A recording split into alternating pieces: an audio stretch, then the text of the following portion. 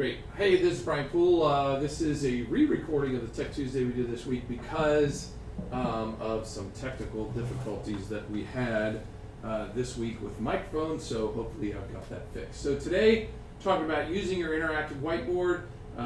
Really the discussion is why use it, and then more of the discussion is how. I've had a number of teachers that have asked me, what's the advantage of using my interactive whiteboard, and hopefully we can go through a whole number of the whys, and then use a number or the rest of the time to talk about how and how to use your interactive whiteboard well. So when I talk about why, the number one reason I would say is time, and it saves me time in lesson planning. It saves me instructional time. And overall, it makes my class, I think, smoother, and it saves me time. So I have a lot of teachers who say, I'll try to do that once I have the time to learn how to do it really well, and then I'll start using it. Well, that's never going to happen because we don't have a lot of time. And if I just jump in with both feet and try to use it, it's going to take about a week before you're an expert at it. When I originally put in the smartboard next door for the science teacher who's been around using a chalkboard for an extended period of time, is now a retiree hire. He was like, I don't need that, my chalkboard's fine. And at this point, he has told me more than once, you take away my smartboard, I quit. Because it took him, and he's a seasoned, experienced teacher, it took him a week before he realized that I've got so much more control, so much more I can do, which is great, but in the end, as teachers, we wanted to save us time. So time is number one. Number two, I'm going to say, is flexibility. I spelled that right, flexibility.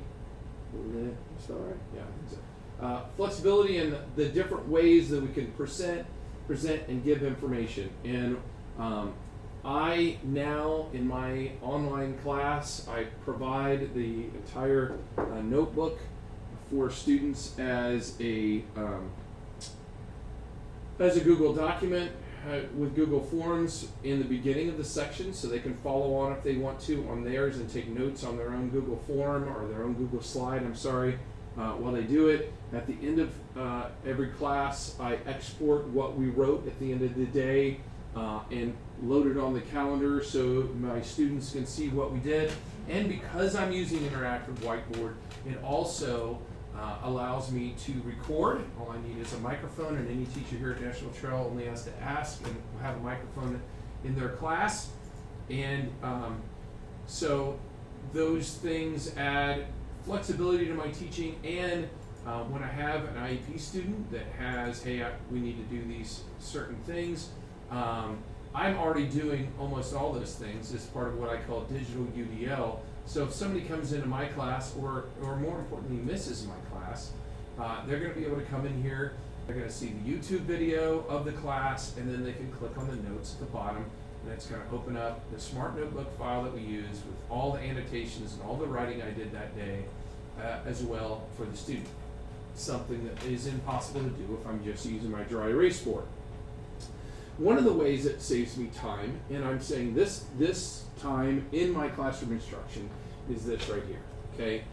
If every single time we go and start a new concept, we have to erase our entire board and then start all over again, add those fragments of time up over the course of your block, and you've lost 5 minutes, maybe more, depending on how OCD you are on cleaning your board. And the one thing you can never do is you can never go back if a student has a question to what you were just talking about. So that increases my ability to teach and review for my students. And I just showed you one way is that I export this for my students so they have the ability to do it, but I also have the recorder. I can record the audio and just this. In my case, I have an extra camera that you can see if you're watching this right now, so that my students actually see me in the bottom right hand corner. I will tell you that that's new this year. 3 years ago, if you went to my videos, and I've been recording every class for 6 years now, that wasn't the case. It was just the screen capture of the whiteboard that we see projected up here now, and no me. And really that only came in, honestly, not at a student's request, but as a teacher's request on PD. They said they'd rather have me instructing than just see the whiteboard. So I added that camera, and why not use it for my students as well. So it increases the ways I can teach, and it adds the ability to review when we go back and forward, and the student has a class. And in my class, I have my SMART stuff by chapter. So in my case, when I go and I'm ready to start my day, I don't want to close this one. I just want to open a new one. Do this one, file. Open that chapter 2. So when I go, I've already got my whole chapter done. It's all set up. I've got my beginning of class exercise, and I can say, okay, here's what we're doing today. Here's what our objectives are. And I've got all those things set up already, and I retweak them every single year. And that's where I'm talking about as far as time in lesson planning. I've already got my lesson plan built, but now I have the flexibility to change it in the middle by using a Smart Notebook file and all those extra things. So those are the main reasons. It gives me more time in class, more time when I've got my lesson plan done, because then I've got to just edit it every year. It gives me flexibility when I teach, and it allows me to do those digital UDL things like provide the resources ahead of time, recording my class and providing them every single class, and exporting them and saving them as a PDF. Student misses my class, they know, don't come in and ask what we did today, because it's always right on the Moodle calendar. All they have to do is look and say, oh, I missed X day in the class, and they go there and they say, okay, what did we do this day? And they can go down there and see the class notes, and then obviously any other activities are on there as well by using Smart Notebook. So, some examples of Smart Notebooks. If I've got things set up, and by the way, I'm going to show you where to find Smart Notebook lessons that are already made. You can, as I'm going through here, set up things both for you to do and for the students to do. So today we're going to learn about fractions, and these are objectives in class, and you can have items that the student can interact with while they're going through here. They can learn with the numerator and the denominator. I've already gone through this, so that's why it's open. You can say, hey, come up and click on the things that are numerators, and they come up, and have the little thing pick there, and they come up and click on the numerators, and they spin, and if they click on the denominators, they do nothing, and vice versa. If I'm trying to teach what the denominator is, they can come up. So you can have interactive things set up with Smart for them to do. And again, as I'm going through things, if somebody's like, I didn't understand that, what was that again? I can go back, and if I'm erasing, I can't do that. If I'm just writing on it. Any time that I'm doing something, it's like, okay, the numerator's the thing on the bottom, so if I wrote this fraction out, which one's the numerator and which one's the denominator, and I can flexibly go through and just bump, I got a clean piece of paper by hitting the plus, and go. I can go back and go over those things again. So those are one of the big advantages that I get in Smart when I'm doing that. So I'm going to go ahead and click through the end of this lesson. Oh, I wanted to show you that too. The lessons, if you want to search for lessons already made, it's just exchange.smartdeck.com, and you can go there and say, hey, I'm looking for something on multiplication. And you can do the search and say, hey, this is second grade, or whatever grade level that you can see there. I can say, hey, I'm looking for a fourth grade lesson, and then it'll go and split it down. And now I'm going to go and I can grab this, I can click on there, and I can download the lesson, and I can look at it online too if I want to just see, hey, is this something I want to get to guide my instruction, and you can go and get those resources. So really, that's it for the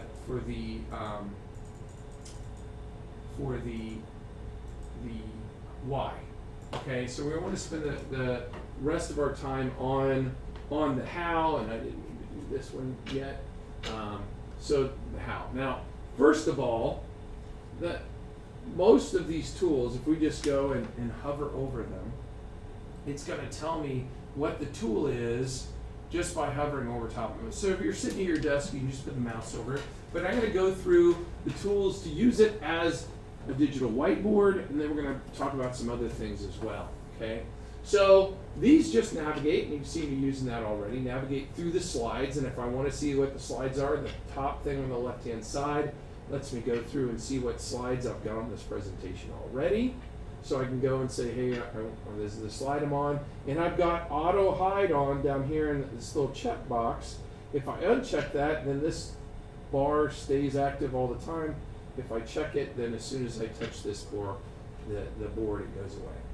So that gets me forward and backward on my slides. This is a standard undo, redo button. So if I made a mistake, I'm like, I accidentally deleted that, I can undo it. There's a little green plus and a red X button. If I want to add a slide, I hit the green plus. If I didn't want this slide, I can hit the X, and I can make it go away. The next one up here is to open a slideshow. So if I got one, a Google Smart document, I've already got a whole folder set up, and if I'm on chapter 7, I can open up chapter 7 and open up the particular notebook for chapter 7, and I can save the one that I'm using right now. I will say that during the course of a presentation, if I'm ready to save, I usually use save as, unless I know I want this particular one that I'm working on to be changed. So I'll hit save if that's the case.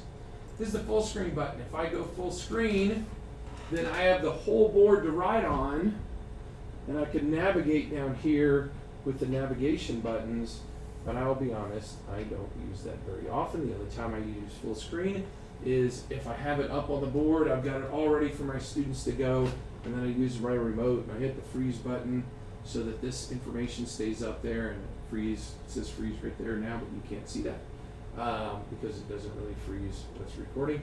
And then I could get ready whatever I want to get ready, like if I've got the objectives up on the board. So as we go through here, I'm going to skip the rest of these tools and go over here because these are the ones that apply more to everyday writing and doing stuff. Okay, so the pen button gets me the pens, and when that's up, I can choose whatever color I want there. And if I don't like the default pens, I can change them. For instance, I've got this one set to a big fat green marker. Okay, I didn't really want a big fat green marker. I wanted it to be something else. So while I've got that selected, if I want to change these, I just go over here to the 4th tab down, and it brings out the style, and I say, you know what, I really wanted that to be red, and I want it to be thinner, and that's it. That's what I want. So once I've selected what I want that to be, I go down here and hit Save Tool Properties, and now we can see this is now a red pen. It's a little less thick, but I can customize these so that when I come, every time I come to the pen button, I'm going to get these options, whatever I customize them to. Okay? So that's the pen. This is shapes. And the shapes, we can go ahead and do the same thing. If I want the shape to be black, that's fine. But if I always want it to be a different color, I can say I want it to, in this case, it came up with, it's got no fill. I can make it always come up with a solid fill. Every time I do that, it's going to be a blue solid circle now. And now when I do that tool, I got a big blue solid circle. I did not hit the one button I need to do though. Again, I have to hit Save Tool Properties if I want to change that button to always be this thing when I'm done. Maybe I just wanted to do it for this particular one. So those are my shapes that I have the option of doing. You can see this one I've customized to be nothing. So if I want to hide everything on my screen, I use that shape. And then later on, if I want to reveal it, I can just click on it and hit delete, and everything from behind it goes away. So I use that shape, and I've customized that to be full of white with the white outline, and that's why it's set up that way in particular. This is my text button if I'm going to type stuff, and I can set these to particular fonts the exact same way. I can say what font I want, what color I want, and then when I've changed it, I can hit the Save Tool Properties. It's grayed out because nothing's been saved yet, but that's how I get text on my screen And I don't use that while I'm teaching. I use that when I lesson plan and set up stuff ahead of time. While I'm teaching, I just write. I don't usually use the text tool and type stuff in. These are more shapes that I have the ability to do. These have numbers inside of them, so when I put that one out, it will let me, I think it lets me do text inside it like this. Maybe I'm doing it wrong. These are line tools, so I can set up all kinds of different lines and curves and shapes and stuff if I want to. This is the paint bucket where I can go and fill a object with whatever I want to with the paint bucket, standard tools, and then the eraser. I always use the smallest eraser so I can kind of erase small items at a time. And just so you know, if you've got the eraser, all I have to do is circle things and hit it in the middle, and it will erase all the writing that I did in that. This is an object, so in order to get that, I have to click on it and delete it. Or, I'll show you the shortcut in a minute. If I hit the Control L key, it removes anything that's not locked on my screen at one time. So if I'm back here on this one, let's go back to one of these. And I've had students come up and draw on this, and I want to remove the drawing later. That Control L key just removes all that at one time, so I can clear out the page for the next class. Those are the main tools that we've got up here that we use all the time. And when I'm doing that, I wanted to kind of go over some of the shortcuts. And these are the shortcuts that I can use when I've done stuff. K locks it, J unlocks it. What does that mean? I'm going to hit Control A to select all, and then I'm going to hit Control K. And now, if I click on this, there's a little lock up on the screen, meaning this can't be slid, can't be moved. I can interact with it only by writing on it. And if I hit Control L to clear unlocked items, only that goes away and the rest of it stays. But if I want to make modifications to it, because I can't change this at all because it's locked, I have to hit Control J. You can see the lock went away here in the top right hand corner. And now if I want to make changes to that, I can click on there and I can change spelling or whatever. Copy, cut, and paste are standard commands. If I wanted to make another copy of this, I could hit Control C, and then I could hit Control V, and now I've got another copy, which is really nice if we're making multiple, like in the lesson that I downloaded, multiple, oops, okay. Delete what? Hit the undo button. Undo. You know, I hit Control V so many times. I don't know how many of those I've got. There we go. And then I'm going to lock it again, so it's all good. So there's just some shortcuts just to show you how to do things and manipulate some really easy things here. As far as these other things, and I guess maybe I already went over customizing. If you don't like the color, the shape, the width of the pens, you customize anything on here just by clicking on it, coming over, and then reselecting what you want.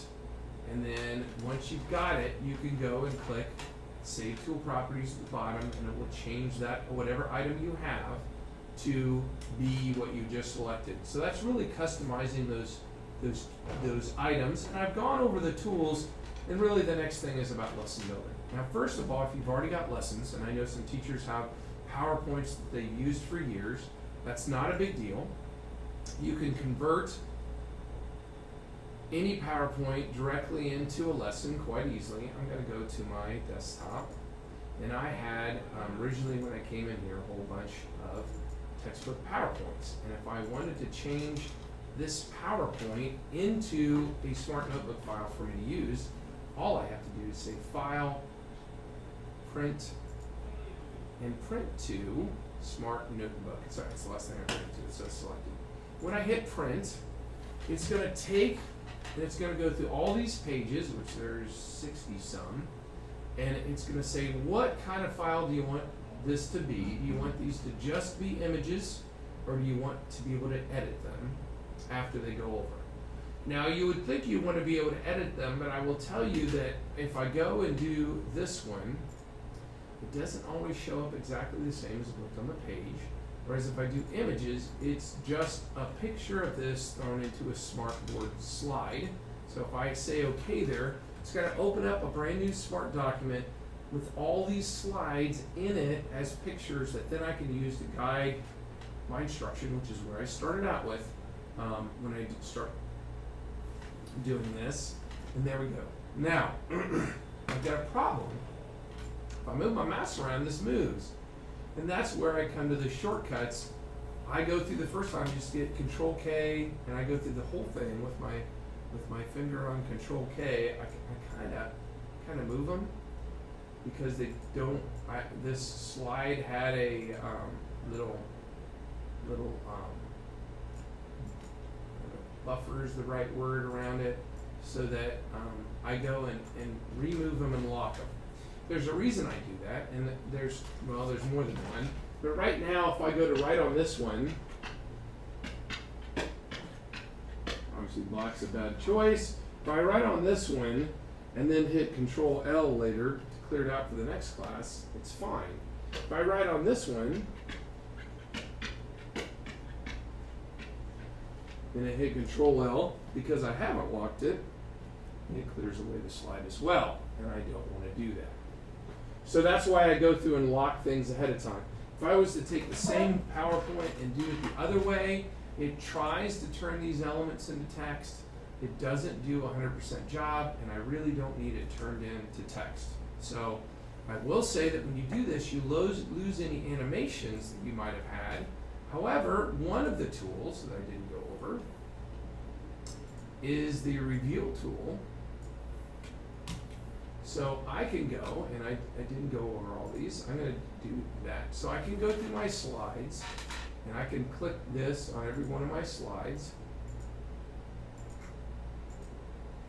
And then, yes, I had animation before, but now I can slide this down and talk about one thing at a time if that's a concern. And you can see that as soon as I slid this down, the first time the dot at the bottom went away, but I can not only slide down from this side, I can also slide from one other side. And when I did that, that dot went away. I can reveal from the bottom if I want to. And still, but now the top dot's gone. I can't reveal from the same azimuths both ways at the same time. So that kind of, yeah, I lose my animation to make things appear, but I can still hide and unhide things as I go. One of the other tools up here, this is just paste, same as Control V. This is that slide tool. This one adds tables, so if I want to have students fill out a table, I just hit the table button and say I want it to be 2 by or 3 by 4, and I can enlarge that table if I want to, and I can move it around. And then when I'm done, I can lock it if I wanted to. Oh, undo. Lock it if I wanted to, and now when the students come up to write on it, they don't mess up the table itself. So that's what the table tool does. That we don't have any smart document cameras, that won't work. However, we can use Smart Capture all the time, and let me just show you what this does. If I use Smart Capture, it's like a cropping tool, or it is a cropping tool. I'm going to go over here to my website that I just had up, and let's say I have different ways to crop, and this one lets me say, hey, I want to make this slide or this section of this page my own.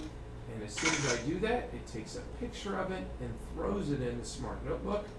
So if I went back to my Smart Notebook, I'd have that picture right in there that I could then manipulate and use later if I wanted to. So I've got this nice picture of a number line. And the other ones just do whole pages, open websites, and this one actually lets me do, I just want this part of it. You can see how it literally did that cut out of what I just did.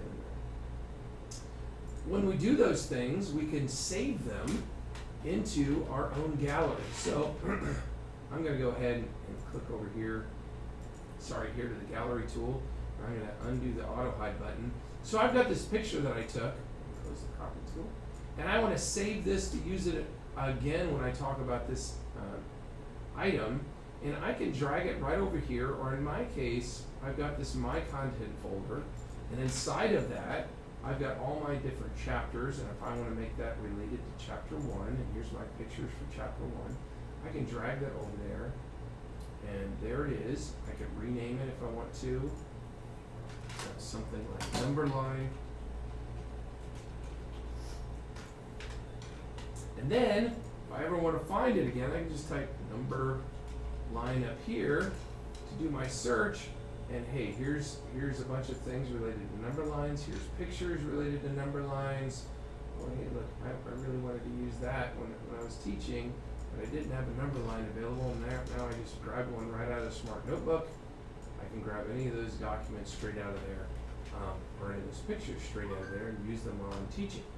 So Smart comes with tons of graphics already there. In fact, here's an interactive one. I'm going to add a page. We'll add this interactive one and see what this one's like. So this interactive one right here, go on auto hide, go back over here. Here's an interactive number line. Let's see, add a number line, add, go.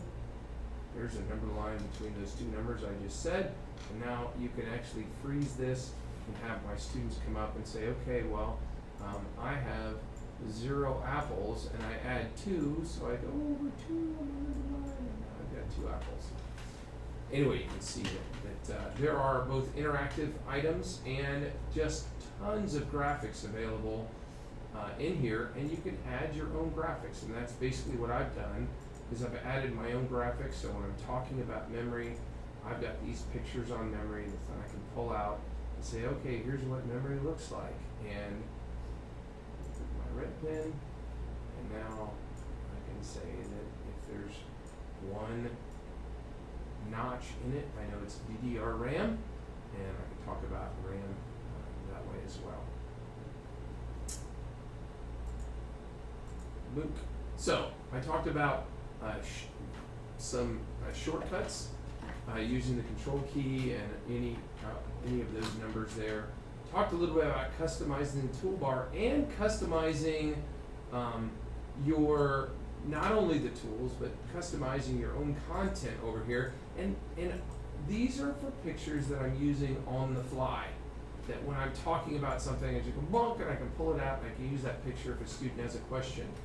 This is not the same as when I'm done with this and I've made a lesson, I hit the file save as, and I just open that lesson and they're already in there, which is how I start, and then I edit those as I go. So I'm really done talking about Smart and an introduction to how to, or interactive whiteboards and how to use that. If you were wanting to record your lessons, every teacher at National Trail has the Smart Recorder installed on their computer too. And it's as easy as hitting the record button when I record and stop when I'm done, and it saves that. And I've got teachers here that record little tiny snippets, how to do certain word problem sets, and all the way to teachers who do, like I do, the entire class, so that the sub has something to do. And I can flip lessons later, and I've got students able to review those lessons later as well. So that's just one of the additional things you can do with Interactive Whiteboard that you can't do any other way. So hopefully, at least the sound is working the whole time on this one, that you got something out of some of the items you can do. This was really intended to be both a beginning and an intermediate class for teachers that haven't gotten used to using the Interactive Whiteboard yet. So that's it, and have a good day.